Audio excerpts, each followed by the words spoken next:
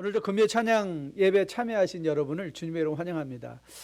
지금 현재 활발하게 사회 가운데 코비드-19 이후의 삶이 어떻게 변할 것인가, 그런 토의들이 아주 활발하게 진행되고 있는데 아마 교회 생활도 많이 변하게 될 것 같아요. 찬양이나 음악이나 또 모임이나 이런 게 많은 변화가 있을 것 같은데, 조금씩 이렇게 우리가 변화에 적응하면서 이제 넥스트 노멀, 이 세상이 어떻게 이제 미래에 변할 것인가, 이런 것들을 미리 스스로 준비하면서 말씀 가운데 우리 가정이나 또 우리 교회나 어떻게 살아내야 될까, 말씀을 통해서 우리를 향한, 이 시대를 향한 하나님의 음성을 매일 분별하여 들을 수 있는 여러분과 저 됐으면 참 좋겠습니다.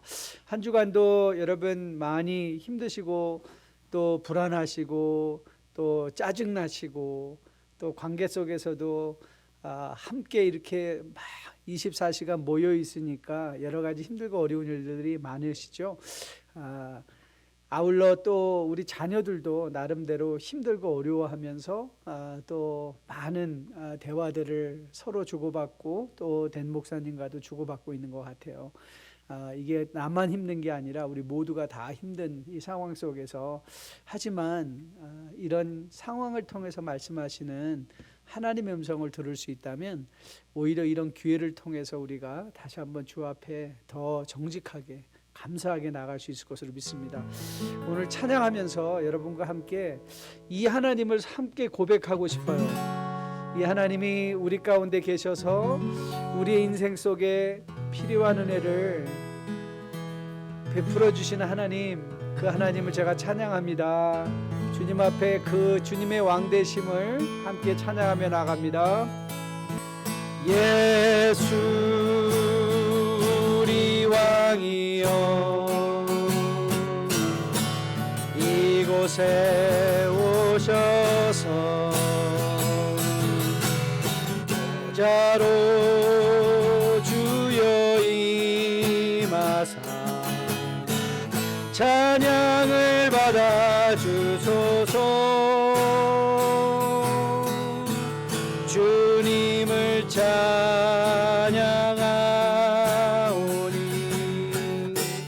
주님을 경배하오니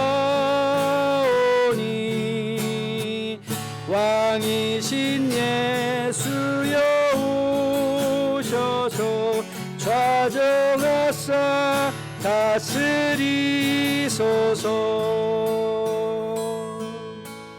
예수 우리 왕이여, 이곳에 오소서. 보좌로 주여 임하사 찬양을 받아 주소서. 주님을 찬양하오니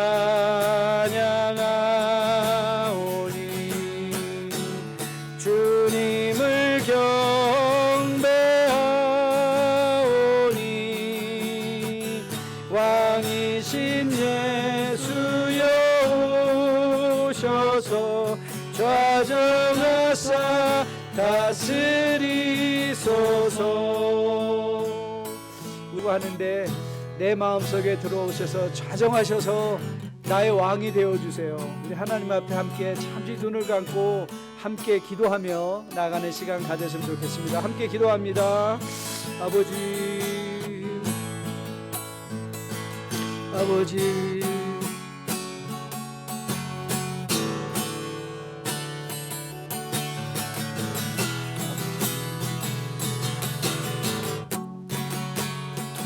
내 마음의 주인이 되어 주시옵소서.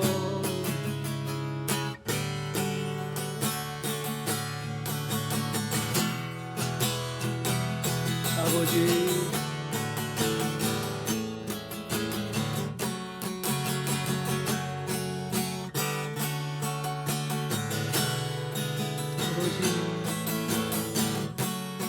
아버지,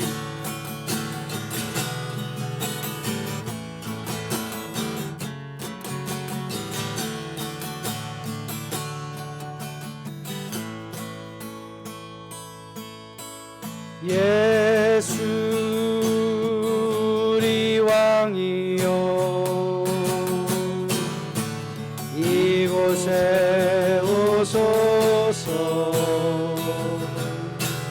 보좌로 주여 임하사 찬양을 받아주소서 주님을 찬양하오니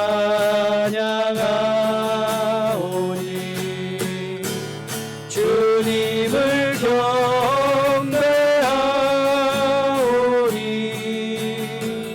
왕이신 예수여 오셔서 좌정하사 다스리소서. 아버지, 우리의 마음이 다스림 받기를 원합니다. 이 하나님의 임재 가운데 오늘도 말씀과 찬양으로 가까이 나아가길 원합니다. 오늘 비록 화면을 보며 하나님 앞에 서 있는 주의 백성이지만 어디나 함께 하시는 하나님께서 주의 백성들의 마음 속에 좌정하셔서 하나님의 왕 되심을, 하나님의 우리의 권능 되심을 마음으로 깊이 체감하여 알아내는 귀한 이 찬양 예배 시간 되게 함께하여 주시옵소서. 이 모든 말씀 우리 주 예수 이름 받들어 감사하며 간절히 기도했습니다. 아멘. 여러분, 우리 여러분 가운데 있는 이 하나님이 우리의 하나님, 나의 하나님이라는 게 얼마나 감사한지 모르겠습니다. 오늘 그 하나님을 개인적으로 고백해냈으면 좋겠습니다. 나의 힘이 되신 여호와여, 나의 힘이 되신 여호와, 내가 주님을 사랑합니다. 주는 나의 반석이시며 나의 요새지. 주는 나를 건지시는 나의 주, 나의 하나님, 나의 피할 바위시요 나의 방패시라. 나의 하나님, 나의 하나님, 구원의 뿌리시요 나의 산송이라.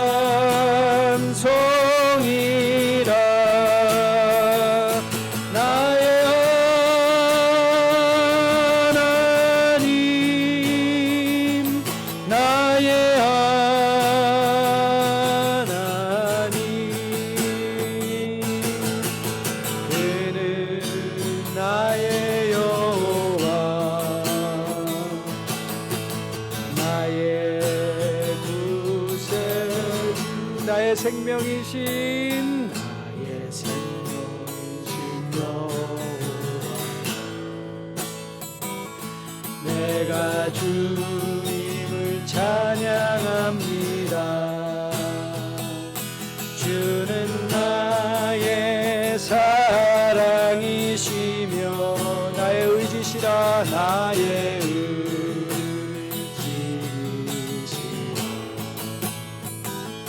주는 나를 이끄시어 주의 길 인도하시며 나의 생의 목자 되시니 내가 따르리라.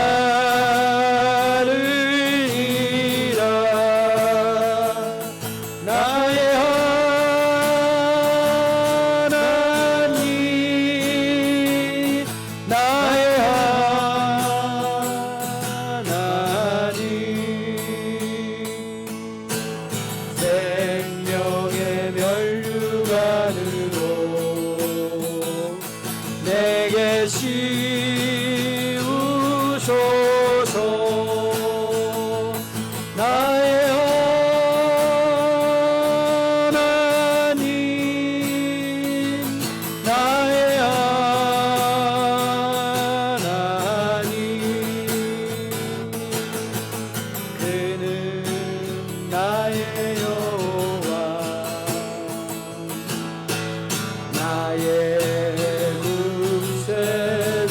나의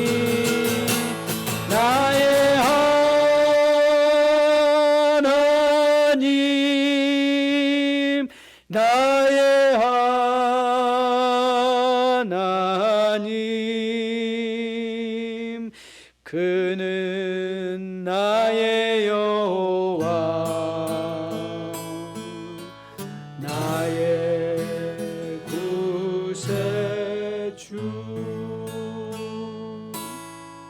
아멘. 저는 여러분이 우리의 왕 되시고 구원자 되신 이 하나님과 매일매일 동행하며 그 하나님의 음성 가운데 큰 위로와 능력으로 매일 거듭나 세워질 수 있는 여러분과 저 되기를 주님의 이름으로 축복드립니다. 오늘 우리가 보려는 말씀은 시편 11편 말씀입니다. 시편 11편 1절부터 7절까지 말씀, 제가 하나님 말씀 대신 받들어 봉독해 올리겠습니다. 내가 여호와께 피하였거늘 너희가 내 영혼에게 새같이 내 산으로 도망하라 하면 어찌민가. 악인이 활을 당기고 화살을 시위에 먹이며 마음이 바른 자를 어두운 데서 쏘려 하는도다. 터가 무너지면 의인이 무엇을 하랴. 여호와께서는 그의 성전에 계시고 여호와의 보좌는 하늘에 있으며 그의 눈이 인생을 통촉하시고 그의 안목이 그들을 감찰하시도다. 여호와는 의인을 감찰하시고 악인과 폭력을 좋아하는 자를 마음에 미워하시도다. 악인에게 그물을 던지시리니 불과 유황과 태우는 바람이 그들의 잔에 소득이 되리로다. 여호와는 의로우사 의로운 일을 좋아하시니 정직한 자는 그의 얼굴을 배우리로다. 아멘. 하나님의 말씀입니다. 말씀을 주실 하나님께 감사드립니다. 여러분, 오늘 우리가 묵상하려는 이 시편 말씀은 지난 월요일 말씀 묵상 시편입니다. 우리 김원철 목사님, 우리 홍경환 목사님도 매일마다 말씀 묵상을 녹음해서 온라인으로 올리기 때문에 중복 묵상을 좀 피하기 위해서 5월 한 달 동안은 저는 월요일 혹은 주일 매일 성경 말씀을 가지고 금요일 날 강론을 하고 토요일 말씀은 토요일 날로 말씀을 강론해서 전체 우리 일주일 동안의 모든 말씀들을 여러분들이 다시 한번 듣고 묵상할 수 있는 시간을 가지려고 합니다. 오늘 시편 11편은 위기에 처한 상황에서 하나님의 구원을 확신하는 시입니다. 그래서 confirmation psalm이라고, 확신시라고 오늘 이런 본문들을 규정하고는 하는데요. 이런 코로나 바이러스 사태를 당하고 있는 우리들에게 하나님의 구원을 확신할 수 있는 이 시인의 고백들, 그리고 이 시인의 선언이 얼마나 큰 위로가 되고 또 우리에게 교훈이 되는지 모르겠습니다. 필립 얀시라는 분이 저술한 책 중에 기도하면 뭐가 달라지나요? Prayer, does it make difference? 우리 북클럽에서도 한번 다룬 그런 책인데요. 굉장히 제목이 여러분 도발적이지 않습니까? 기도하면 뭐가 달라지나? 여러분, 그거 여러분과 저가 갖고 있는 마음의 갈등들 아니에요? 정말 기도한다고 믿는다고 책 소개에서도 이렇게 책을 소개하고 있었어요. 기도는 영혼의 호흡이자 하나님과 만나는 소중한 자리라는데 여전히 나는 기도를 떠올릴 때마다 혼란과 좌절을 느낀다. 아는 것과 경험하는 것의 괴리가 이렇게 큰 이유가 무엇일까? 여러분 어떻습니까? 저는 필립 얀시가 좋은 게 인간의 이런 갈등과 의문을 부정하거나 부인하지 않고 오히려 그것을 인정하고 그것의 의미를 발견하게 하는데 굉장한 큰 교훈이 있다고 생각해요. 여러분 그렇습니다. 이 아는 것, 우리가 알고 있는 것, we know who God is, right? What He has done. 그런데 우리가 매일의 삶에서 경험하는 것, 아는 것과 knowing and experiencing the distance. 그 너무 괴리가, 이 거리가 너무 크죠. 그래서 이것이 우리가 마음에 느끼는 고통이 아닌가 생각해 봅니다. 정말 여호와가 우리의 목자라면 힘들고 어려운 일이 없어야 하는데 우리의 부족함을 채워주시는 그 여호와 목자시라면 우리 현실 속에는 부족한 것이 없어야 되는데 그러나 우리는 늘 부족한 게 너무도 많고 그리고 또 우리가 처하고 있는 이 상황 속에서 과연 정말 회복이 일어날 것인가라는 회복에 대한 기대감도 요원한 것, 이런 것들이 우리가 경험하는 현실이 아닌가 생각합니다. 여러분, 이런 갈등들은 그런데 우리만의 갈등은 아니죠. 우리가 잘 알고 있는 대로 시편 73편, 여러분 아삽도 그런 고민과 갈등 속에 있었죠. 기억하시죠? 이 시편 73편 1절부터 7절까지 말씀인데 제가 몇 구절만 읽어드릴게요. 하나님이 참으로 이스라엘 중 마음이 정결한 자에게 선을 행하시나 That's what he knows about God. 하나님은 정결한 자에게 선을 행하신다. That's what he knows. 그런데 여러분 보세요. 2절 말씀 보니까 나는 거의 넘어질 뻔하였고 내 걸음이 미끄러질 뻔하였다는 거죠. 그 마음이 시험을 당한 거예요. 하나님, 자기가 알고 있는 하나님, 그렇죠? 의인에게 선을 베푸신 하나님, 그가 알았는데 그의 마음에 시험을 받았어요. 왜 그랬죠? 그가 경험한 현실이 너무 비정상적인 것 같아 보였기 때문에 그래요. 시편 73편 3절 말씀이에요. 이는 내가 악인의 형통함을 보고 오만한 자를 질투하였음이로다. 그들은 죽을 때도 고통이었고 그 힘이 강건하고, 계속해서 이제 아삽이 이 악인들이, 내가 경험하는 악인들이 어떻게 이 세상에서 형통하는가 계속 한탄하듯 하나님 앞에 그의 경험을 아뢰고 있습니다. 그가 이렇게 말하는 것 정말 극적이죠. 7절에 살찜으로 그들의 눈이 솟아나며 그들의 소득은 마음의 소원보다 많다. 이게 좀 기가 막힌 거예요. 우리는 그렇게 돈을 좀 벌어보려고 기도하고 이 길을 써보는데, 이 악인들은 그냥 돈을 버는 거예요. 그냥 돈을 버는 거예요. 살찜으로 그들의 눈이 쏟아나며 그들의 소득은 마음의 소원보다 많다. 이게 바로 아삽이 경험했던 현실이었어요. 그가 알고 있던 하나님은 의인에게 선을 베푸시는 분 아닌가? 그 지식과 상충되는 거죠. 괴리가 일어난 것이죠. 근데 사실 여러분, 오늘 보면 오늘 시편 11편도 거의 같은 맥락에서 이해되어 줄 수 있습니다. 여러분 3절 말씀 보세요.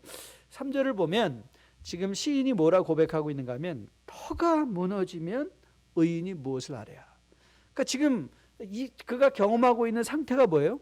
마치 터가 무너지는 것 같아. 그렇죠? Foundation is being destroyed. Foundation이 지금 없어지고 있는 거예요. 그 상황이 어떤 상황이었는가? 오늘 시인이 2절에서 그 상황을 좀 더 자세하게 우리에게 설명해 줘. 악인이 활을 당기고 화살을 쉬에 먹이고 마음이 바른 자를 어두운 데서 쏘려 하는도다. 쏘려 하는도다. 자, 자기는 의인인데 마음이 선한 자라고 생각하는데 악인들은 거침없이 그를 향하여 활을 쏘고 그를 해하려고 어두운 데서 숨어 있다는 것이죠. 자, 오늘 이 시편은 다윗의 시편인데요. 이것의 구체적인 정황이 뭘까? 우리는 두 가지를 미루어 짐작할 수 있는데, 아마도 사울에 쫓겨다닐 때 아니면 아들 압살롬의 반역으로 예루살렘을 떠나야만 했을 때, 급히 피해야만 했을 때, 그때의 심정을 우리가 상상하면 오늘 이 다윗이 말하고자 하는 것들을 우리의 마음에 느낄 수 있을 것 같아요. 오늘 다윗이 이렇게 외쳤습니다. 내가 무엇을 해야 됩니까? What shall I do? What shall I do? 이런 상황 속에서 내가 무엇을 할 것인가? 자, 저는 이 시편을 우리가 묵상하면서, 여러분도 그런 질문이잖아요. What can I do? 이런 지금 바이러스 상황 속에서 What shall I do? 내가 뭘 해야 되고 우리 가정이 어떻게 해야 되고, 하나님 도대체 이게 무슨 뜻입니까? Let's find out. 우리 같이 한번 찾아봅시다. 우리가 무엇을 지금 이 상황 속에서 뭘 해야 되는지. 오늘 터가 무너지고 악인들이 끊임없이 선한 의도를 가지고 있는 의인을 향하여 숨어 그를 해오고자 하는 이런 현실 속에서 우리가 뭘 어떻게 우리의 마음을 지키고, 그리고 어떻게 경험과 아는 것을 연결시킬 수 있을 것인가, 우리 한번 풀어가 보도록 하겠습니다. 여러분께 자주 교훈하는 믿음에 관한 교훈이 하나 있습니다. 저는 여러분이 이 교훈을 정말 잊지 않았으면 좋겠어요. 믿음은 기대감의 싸움이다라는 거예요. 바울이 fight the good fight of faith, 믿음의 선한 싸움을 싸우라라고 권면하잖아요. Fighting the good fight of faith. 그럼 여러분, 믿음으로 싸운다는 게 도대체 뭐냐? 믿음으로 싸운다는 게 뭐냐? 여러분, 믿음으로 싸우는 거는요, 우리 안에 있는 기대감과 싸우는 거예요. 그래서 다시 말하면 믿음의 싸움을 한다는 건 내가 갖고 있는 기대감이 정상적인가를 먼저 봐야 돼요. 그래서 그 기대감과 그 성경이 말하는 기대감이 무엇인가를 자꾸 연결시키는 것이 그게 믿음의 싸움인 거예요. 자, 여러분, 믿음은요, 성경은 한 번도 믿음을 마치 우리가 알고 있는 도깨비 방망이, 아니면 마법의 약, 그래서 한 번 먹으면 확 변해버리고 뚝딱 치기만 하면 우리가 원하는 것이 다 이루어지는 그런 마법의 약이나 혹은 도깨비 방망이로 소개하고 있지 않아요. 오히려 성경이 우리에게 소개하는 것, 믿음을 가졌기 때문에 우리의 상황이 다 좋아지는 것이 아니라, 믿음을 가졌기 때문에 내 마음에 강 같은 평화가 늘 물밀듯 밀려오는 것이 아니라, 우리는 이 세상에 사는 동안에 늘 두려움과 위험과 배반과 어두움 속에서 신음하죠. 그러면 what good is faith? 도대체 믿음이 뭡니까? 여러분, 믿음은 그래서 이렇게 정의를 할 수 있습니다. 믿음은 상황을 변화시키는 힘이 아니라 어떤 상황 속에서도 나를 지켜주는 힘이다. 다시 한번요. 여러분 한번 잘 들어보세요. 믿음은 상황을 변화시키는 것이 아니라 어떤 상황에서도 나를 지켜주는 힘이다. 가장 좋은 예를 하나 들어볼까요? 여러분, 다윗이 오늘 이 시편을 기록하고 있는 다윗이 시편 23편에서 어떻게 고백했죠? 그가 이렇게 고백했어요. 내가 사망의 음침한 골짜기를 지날 때. 그렇죠. 그러니까 그의 현실은 뭐였어요? 그의 현실은 사망의 음침한 골짜기에 그가 서 있는 거예요. 그의 현실은 뭐였어요? 원수의 목전에. 그러니까 지금 그를 엄습하고 있는 원수들이 그 눈에 보여요. 목전이라는 것은 여러분에게 말씀드렸죠. 가장 가까운 거리. 여러분, 눈앞이 어디예요? 저 멀리도 눈앞이지만 내 바로 요 앞에도 눈앞이 될 수 있잖아요. 그러니까 성경이 시적인 언어로 목전이다라고 할 때는 shortest distance possible. 그러니까 지금 이 원수들이 멀리 있는 게 아니라 바로 내 코앞에 와 있는 상태예요. 그런데 그가 뭐라고 고백했죠? 사망의 음침한 골짜기에서 그가 뭐 했어요? 해를 두려워하지 않았어요. 그게 믿음인 거예요. 원수의 목전에서 상을 베풀어 주시는 하나님을 그가 봤어요. 그랬더니 어떻게 했어요? 그의 마음이 지켜진 거예요. 그의 마음이 지켜진 거예요. 상황이 변한 게 아니라 사망의 음침한 골짜기라는 현실 속에 서 있는 그의 마음이 하나님을 알고 하나님을 바라보았더니 어떻게 됐어요? 마음이 지켜졌어요. 해를 두려워하지 않는 담대함이 생긴 거예요. 여러분, 믿음을 가진 성도들에게도 현실 속에 많은 예기치 않은 어려운 일들이 일어납니다. 그걸 갖고 여러분의 믿음을 의심하지 말라는 거예요. 성도의 현실입니다. 이 세상 우리의 믿음을 어떻게든지 우리의 믿음을 해하고자 하는 이 악한 마귀들의 공격이 우리에게 현실적으로 있기 때문에 우리는 어려운 일, 손해를 당할 때 터가 무너지는 일과 같은 현실을 지나가죠. 그래서 여러분 기억하셔야 돼요. 예수님이 우리에게 현실을 살아가는 우리들에게 뭐라고 권면하셨는가? 여러분 요한복음 15장 18절 19절 말씀 기억하시죠? 만약에 화면에 띄면 같이 한번 천천히 읽어보세요. 그 여러분의 마음에 확인해 보세요. 자, 18절입니다. 세상이 너희를 미워하면 너희보다 나를 미워한 줄 알라. 너희가 세상에 속하였으면 세상이 자기의 것을 사랑할 것이나 너희는 세상에 속한 자가 아니요 도리어 내가 너희를 세상에서 택하였기 때문에 세상이 너를 미워하느니라. 그러니까 여러분 세상이 여러분을 미워하지 않고 모든 일이 형통하죠? 그럼 뭐 해야 돼요? 감사하면 돼요. 하나님 감사합니다. 저를 준비시키고 계시군요. 어려운 일이 일어날 때도 사망의 음침한 골짜기에 혹 우리 가정에 내가 들어가도 하나님 그때 제가 잘 준비할 수 있도록 이럴 때 아무 일 없을 때 더 열심히 말씀 읽고 하나님 앞에 철저히 나와서 준비하겠습니다. 그런데 우리가 현실 속에 어려운 일 가운데 들어가면 어떻게 돼요? 그때는 믿음으로 하나님, 나는 하나님을 알고 있기 때문에 난 여기서 흔들리지 않겠습니다. 여러분 많은 경우에 성도가 이런 믿음에 대한 현실적인 기대감이 없으면 거의 어떻게 무너져요? 네, 어려운 일로 무너지는 것이 아니라 그 어려움 속에 들어가 있는 그 마음에 무너지기 때문에 무너져 버려요. 원망하고 불평하고 탓하고 하나님 탓하고 이웃 탓하고 지방 탓하고 사람 탓하고 조상 탓하고 부모 탓하고 배우자 탓하고 자녀들 탓하고 이 탓하다가 누가 무너지냐면요, 상황이 무너지는 게 아니에요. 그 상황 속에 있는 사람이 무너지는 거예요. 하지만 다윗은요 알았어요. 그는 알고 있었어요. 그가 사망의 음침한 골짜기를 지나가는 거예요. 터가 무너지는 것과 같은 현실에 그가 처하게 된다는 걸 알았어요. 거기서 그의 마음이 무너진 것이 아니라 오히려 그가 하나님을 향하여 눈을 든 거죠. 자, 그러면 어떻게 다윗은 이 하나님을 바라볼 수 있는 이 상황 속에서 하나님을 바라볼 수 있게 되었을까? 아직도 기억하는데요.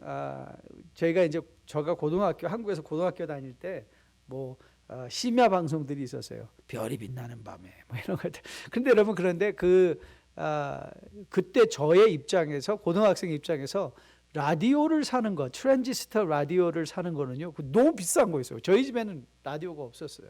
제가 이렇게 개인적으로 혼자 이렇게 이어폰 끼고 들을 수 있는 라디오가 없었는데, 그때 문방구에서 뭘 팔았냐면 광석 라디오라는 걸 팔았어요. 싼 값에 우리가 라디오를 만들어가지고 이 안테나를 위에서 막 조종하다 보면 방송이 잡히는 거죠. 여러분, 이 광석 라디오에 이 안테나가 있습니다. 안테나를 이렇게 뺐다 켰다 하면서 그 방향을 잡아야 돼요. 그럼 소리가 들려요. 저는 아직도 그 장면이 생각나요. 그러다가 내가 원하는 소리, 원하는 방송이 딱 잡혔을 때 듣는 거죠. 그리고 오늘 본문을 준비하면서 생각해 봤어요. 믿음이 바로 이거구나. 여러분, 믿음을 또 하나 정의해 드릴게요. 믿음의 싸움은 기대감의 싸움인데요. 믿음은요, 안테나예요. 믿음은 안테나예요. 안테나. 여러분, 한번 지금 우리가 여러분 주변에 이 공중에 수많은 소리들이 지금 날아다니고 있어요. 이 공중에 여러분이 눈에 귀에 들리지 않지만 소리들이 있거든요. 그래서 여러분 즐겨 사용하시는 핸드폰에도요 다 안테나가 있어요. 그래서 제가 혹은 여러분이 저한테 전화를 하면 제가 그 신호를 제 안테나가 받는 거예요. 여러분 상상해 보세요. 여러분 여러분이 안테나가 고장이 나가지고 어느 소리든지 다 들린다. 제가 저한테 전화 걸지도 않았는데 그 소리가 저한테 다 들린다. 이야, 이게 이런 현상이 충분히 생길 수 있죠. 여러분, 믿음이 안테나라는 건요, 우리가 이 세상을 살아갈 때 이 세상에는요 여러 가지 소리가 굉장히 많이 있습니다. 세상의 소리가 있고요, 하나님의 소리가 있어요. 세상이 우리에게 주는 소리가 있고, 그리고 믿음이 우리에게 말하는 소리가 있어요.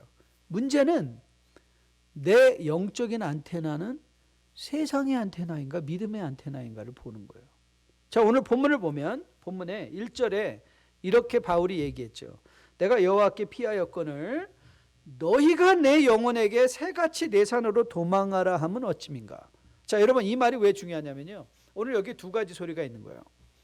그는 하나님께 피했어요.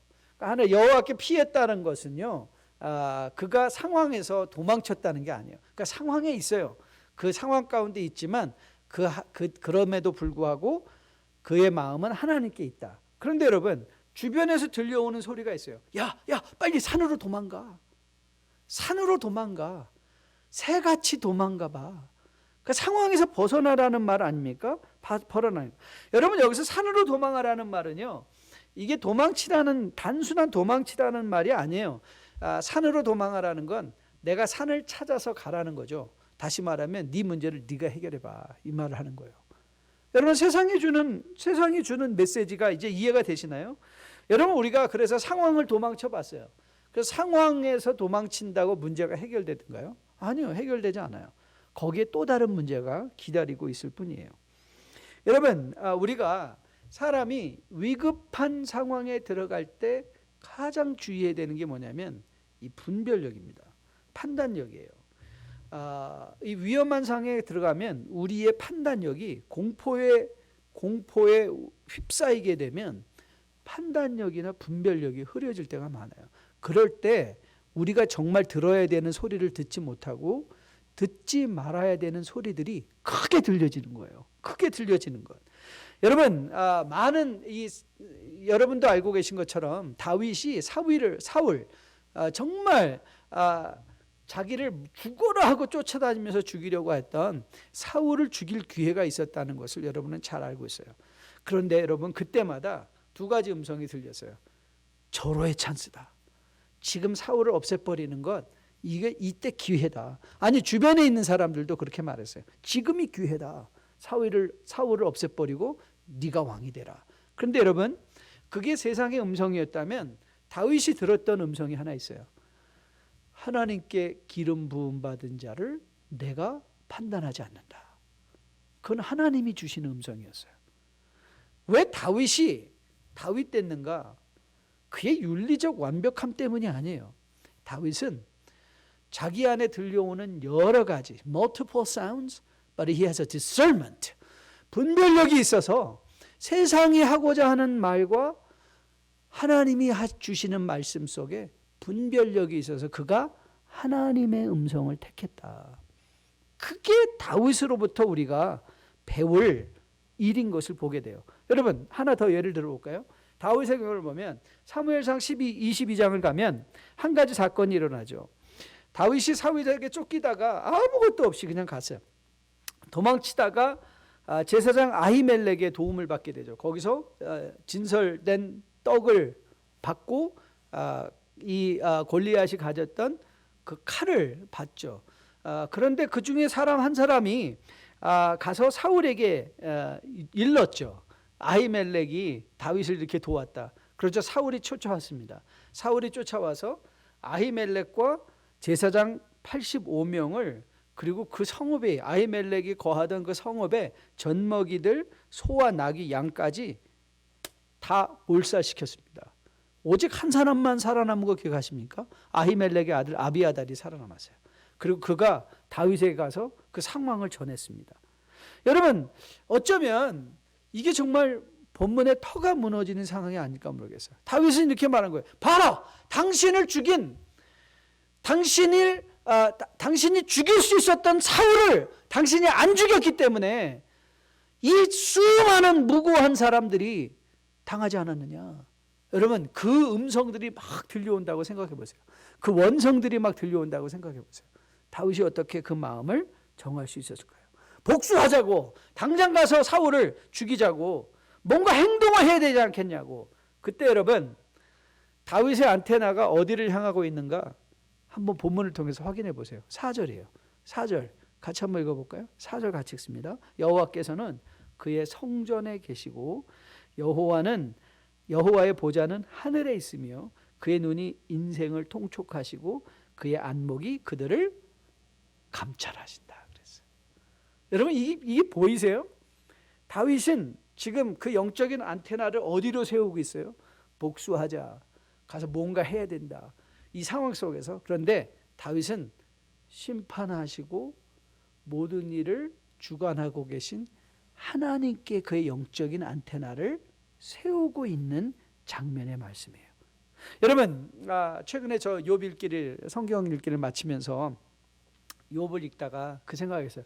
여러분, 욥의 문제는 사실 하나님을 불신하는 게 아니었습니다. 욥은 한 번도 하나님을 불신한 적이 없어요. 하나님이 계신 것을 알고 있었어요. 근데 욥이 가장 힘들고 어렵게 느꼈던 것은 뭐냐면, 왜 나는 하나님의 임재를 체험하지 못하느냐. 하나님의 부재에 대한 갈등이었어요. 하나님 도대체 어디 계시지? 내가 이렇게 어려움을 당하고 있는데 하나님은 도대체 어디 계신 것일까? 하나님이 계신 걸 알았어요. 하지만 그가 왜 하나님이 지금 나와 함께 하지 아니하시는 거에 대한 갈등이 욥의 갈등이었어요. 근데 여러분 보세요. 우리는 제3자의 입장에서 그 욥을 볼 수 있잖아요. 하나님, 천국, 이 하늘에서 욥을 바라보고 계신. 그러니까 여러분, 그때 수도 없이 많은 사람들이 있었을 때, 여러분 보세요. 욥에서 하나님의 눈은 누구만을 향하고 있어요? 욥을 향하고 있었던 거예요. 욥을 향하고 있어요. 욥. 그러니까 욥은 하나님 어디 계세요? 그랬는데 하나님은 어디 계셨어요? 늘 욥과 함께 계셨어요. 늘 욥과 함께 계셨었어요. 여러분, 욥을 바라보시는 하나님이 누구세요? 여러분과 저를 지금 바라보고 계신 그 하나님이세요. 저는 여러분이 오늘 본문을 통해서 이 교훈, 다윗은 알았어요. 그의 마음이 지금 터가 무너지는 것 같은 이 어려운 상황 속에서 다윗이 깨닫고 있었던 것, 하나님은 이 온 세상을 주관하시는 하나님이다. 주권자 되신 하나님이다. 그래서 그 영적인 안테나가 어디를 향하여 쫙 펴진 거예요. 예, 여호와께서 그의 성전에 계시고 여호와의 보좌는 하늘에 있으며 그의 눈이 인생을 통촉하시고 그의 안목이 그들을 감찰하신다. 저는 여러분과 저에게도 이 믿음의 안테나가 모든 일을 합력하여 우리를 선한 길로 인도하시는 하나님께 맞추어져 있기를 주님의 이름으로 축복드립니다. 여러분, 이 안테나가 하나님께 맞추어져 있으면요, 상황을 바로 볼 수 있는 믿음의 분별력이 생기는 거예요. 오늘 본문을 4절을 한번 다시 보세요. 다윗이 그렇게 고백했죠. 여호와께서는 그의 성전에 계시고 여호와의 보좌는 하늘에 있으며 그의 눈이 인생을 통촉하시고 그의 안목이 그들을 감찰한다. 여기서 이제 통촉한다라고 말할 때는요, 이 통촉이라는 말을 seeing, I see you 할 때 그 seeing으로 다시 말하면 이 seeing이라는 건 하나님의 관심이 집중되어 있다는 거예요.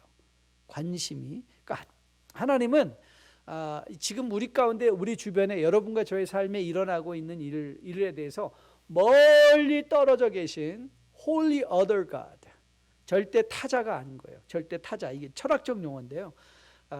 God is never a being of Holy Other.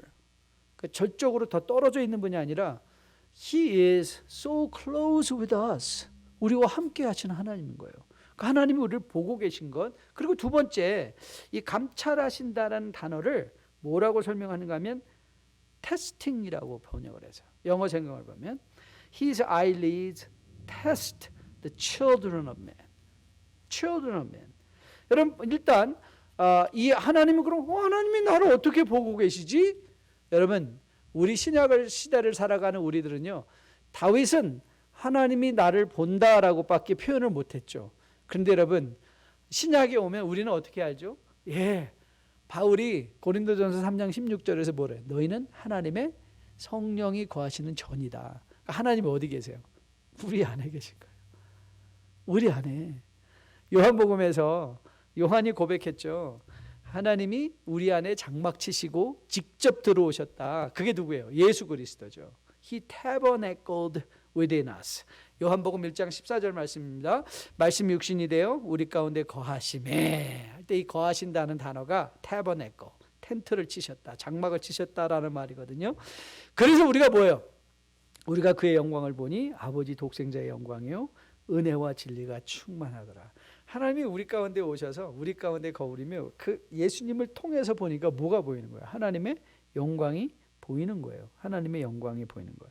그래서 요한이 요한복음 14장에서 권면하는 거죠.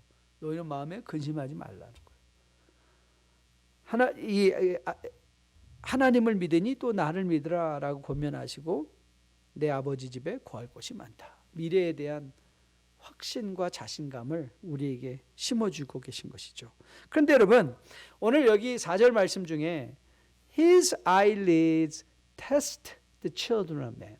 사람들을 감찰하신다라고 할 때 이 테스팅이 굉장히 중요한 단어입니다. 여러분, 이 테스팅은요, 두 가지 목적으로 사용될 수 있어요. 테스팅은요, 누군가의 진실을 발견하기 위해서 테스팅을 할 수도 있고요. 또 테스팅은요, 우리의 부족함을 보충하기 위한 테스팅이 있어요. 그러니까 예를 들면 이 마귀도 시험을 하잖아요. 마귀가 시험을 하는데 마귀는 무슨 목적을 갖고 시험을 하죠? 네,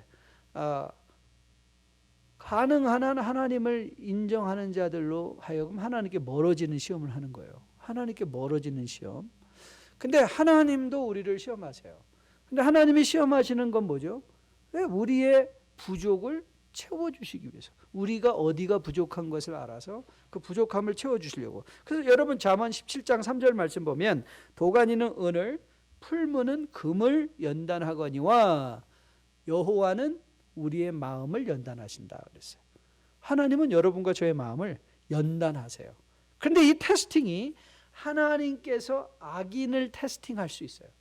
근데 하나님께서 악인을 테스팅한다는 건 심판을 전제로 해서 테스팅한다는 거예요. 그러니까 오늘 이 본문을 보세요. 여러분, 우리가 이 세상을 우리가 기대하지 않았던 어려운 상황 속에서 우리가 하는 게 뭐죠? 하나님, 저 억울합니다. 왜 하나님, 제가 하나님 잘 믿으려고 했는데 왜 이러세요? 하나님께 대한 이런 불평과 원망 일어나지 않습니까? 그때 여러분 한번 여러분의 영적인 안테나가 우리 가운데 영광 중에 거하고 계신 하나님께 임했다고 한번 생각해 보세요. 그럼 하나님이 이렇게 말씀하실 것 같아요. 야, 이 상황을 통해서 너의 부족한 게 뭔가 다시 한번 봐. 어떻게 발전할 수 있는가를 한번 생각해 봐. 나는 너의 마음을 연단하고 싶어. 그거예요. 저는 이번 코로나 바이러스 사태를 당하면서 하나님이 교회와 저의 가정과 여러분의 가정과 엄청난 메시지를 주고 계시다고 믿어요. 진정한 교회가 뭔가, 진정한 교회가 뭔가. 오늘도 아침에 와서 아리글을 하나 읽었는데 그 아리글의 내용이 뭐냐면 COVID-19이 끝난 후에 Who will remain in the church? 이런 게 있더라고요. 그러면서 그분이 이 교회 성장학 학자신데요. He guaranteed the church will never be the same. 교회가 똑같지 않을 것입니다. And many people will leave the church. 많은 사람이 교회를 떠날 거라고 얘기해요. 두려움 속에. 그게 next normal이라는 거예요. 그러면 한번 생각해 보세요. 우리가 이런 일을 통해서 하나님이 우리에게 뭘 말씀하고 계신가? 아마도 하나님은 우리에게 네가 진정으로 사랑하는 게 뭐냐? 네가 진정으로 교회를 통해서 받는 유익이 뭐냐? 여러분, 교회는요 그냥 사람들이 와가지고 즐겁게 서로 교제하는 것, 물론 그것도 중요한 유익 중에 하나지만 여러분, 이 땅에 교회가 존재하는 가장 중요한 이유가 뭐죠? 하나님의 임재에 대한 선포예요. 그래서 여러분에게 자주 말씀드리죠. 사랑하는 성도 여러분, 오셔서 사람만 만나고 하지 마시고 하나님 만나고 하십시오. 그렇죠? 하나님 만나고 하는 거. 그러니까 여러분, 내가 정말 이제 이 상황이 끝난 후에 정리가 되면 우리의 마음의 교회에 대한 진실성들이 스스로 판단할 수 있는 시간이 올 거예요. 그런 면에서 보면 하나님께서 이 코비드 19이라는 이 상황을 통해서 저는 교회를 정리하신다는 느낌도 들어요. 다시 말하면 하나님이 이런 상황을 통해서 우리에게 말씀하고 계신 거예요. 너의 진정한 마음의 파운데이션, 마음의 터는 누구냐? 네가 물질의 마음의 터를 두고 있었냐? 건강의 마음의 터를 두고 있었냐? 아니면 내가 정말 명예의 터를, 그것이 영원한 것인 것처럼 삼고 있었냐? 아니면 Was I your true and only foundation? 내가 너의 인생의 유일한 터였는가? 살펴봐라. 여러분, 이게 정말 중요한 질문입니다. 그렇기에 오늘 우리는 늘 이 상황 속에서 영적인 안테나를 피셔야 돼요. 영적인 안테나를 피시고 하나님께 여러분 물으셔야 돼요. God, what does this mean to me? To my family? To our church? 아버지, 지금 일어나고 있는 이 일이 제 믿음에 어떤 영향, 어떤 의미가 있나요? 우리 가정에 어떤 의미가 있나요? 우리 교회에 어떤 의미가 있나요? 여러분 물으셔야 돼요.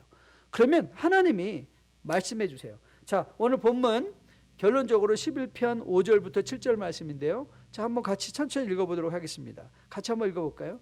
여호와는 의인을 감찰하시고 악인과 폭력을 좋아하는 자를 마음에 미워하시는도다. 악인에게 그물을 던지시리니 불과 유황을 태우는 바람이 그들의 안에 소득이 되리로다. 여호와는 의로우사 의로운 일을 좋아하시나니 정직한 자는 그 얼굴을 배우리로다. 여러분, 다윗이 뭘 확신하고 있죠? 뭘 확신하고 있어요? 하나님이 우리 인간을 감찰하시는데, 테스팅하시는데, 악인은 무엇을 위한 테스팅이에요? 심판을 위한 테스팅. 의인에게는 무슨 테스팅을 해주세요? 네, 우리가 하나님이 누군가를 더 절실하게, 체험할 수 있는 기회가 된다는 거예요. 하나님이 누구신가를 더 간절하게 알 수 있는 기회가 된다는 거죠. 저는 여러분과 저가 이 다윗의 노래에 함께 동참할 수 있게 되기를 주님의 이름으로 축복드립니다. 여호와는 의로우사 의로운 일을 좋아하시나니 정직한 자는 그의 얼굴을 배우리로다. 여러분, 세상은 말해요. 너 그렇게 살면 안 돼. 그렇게 살면 너 손해보는 것밖에 없어. 그렇게 되면 너 사람들한테 멸시당할 거야. 선한 일만 하다, 착하게만 살아서 이 세상이 어떻게 부자 돼? 어떻게 권력을 잡아? 언제 돈 모을 거야? 근데 여러분, 우리 영적 안테나가 열리면 하나님은 말씀하시죠. 여호와는 의로우사 의로운 일을 좋아하시나니 정직한 자는 그의 얼굴을 배우리로다. 이게 우리의 미래예요.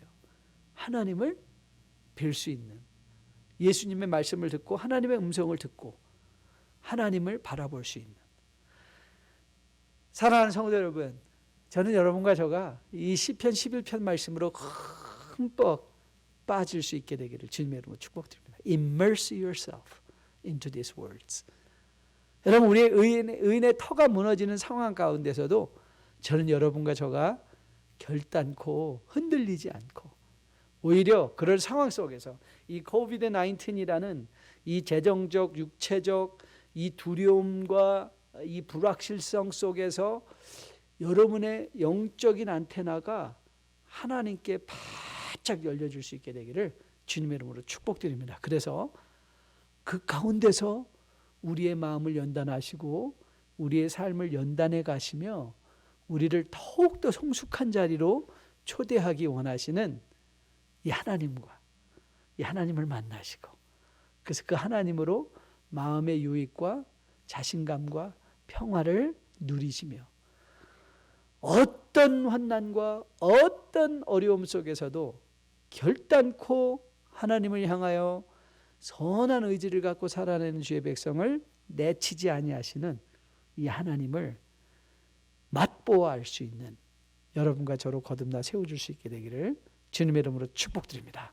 오늘 여러분과 함께 하려고 정한 마지막 찬양은요, 인생길 험하고 마음 지쳐 살아갈 용기 없어질 때. 지금 어쩌면 다윗이 얘기하고 있는 터가 무너진 상태. 정말 사람들이 너 그렇게 살아서는 안 된다, 도망쳐야 된다 라고 말하고 세상에 권면을 막 주고 있는 그런 장면의 말씀이 아닌가 모르겠어요. 그런데 거기서 우리가 홀로 낙심하지 말고 우린 찾아 나갈 때가 있는 거예요. 여러분, 비빌 구석이 여러분과 저에게 있어요. 어디로 가면 돼요? 하나님께로 가면 돼요.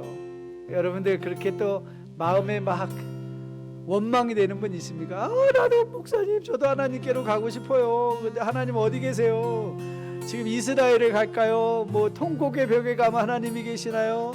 이 교회당에 오면 하나님이 계시나요? 말씀드릴게요. 예수님은 찾아가실 필요가 없어요. 왜냐하면 예수님이 우리를 이미 찾아오셨잖아요. 그리고 우리 가운데 장막을 치고 함께 계시잖아요. 그 하나님을 어떻게 만나냐고요? 네, 말씀 묵상하세요. 말씀 읽으세요. 그리고 그 하나님께로 나가세요.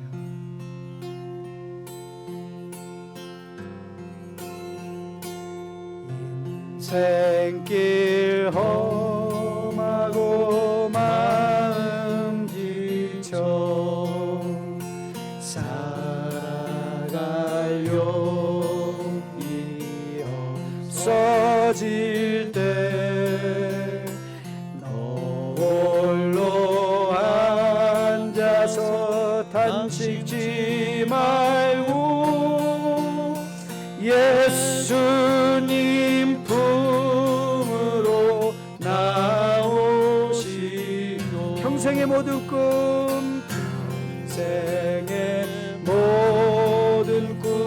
허물어져 세상의 친구 다 떠날 때 어둠에 앉아서 울지만 말고 예수님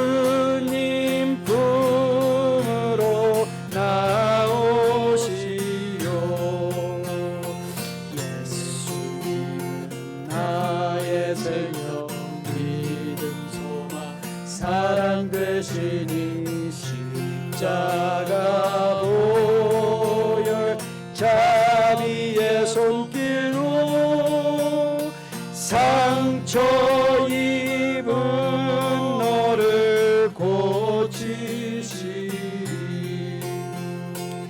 어두운 밤 지나면 새날 오고 겨울이 가면 봄이 오듯 이 세상 슬픔이 지나고 나면 광명한 새날이 다가오네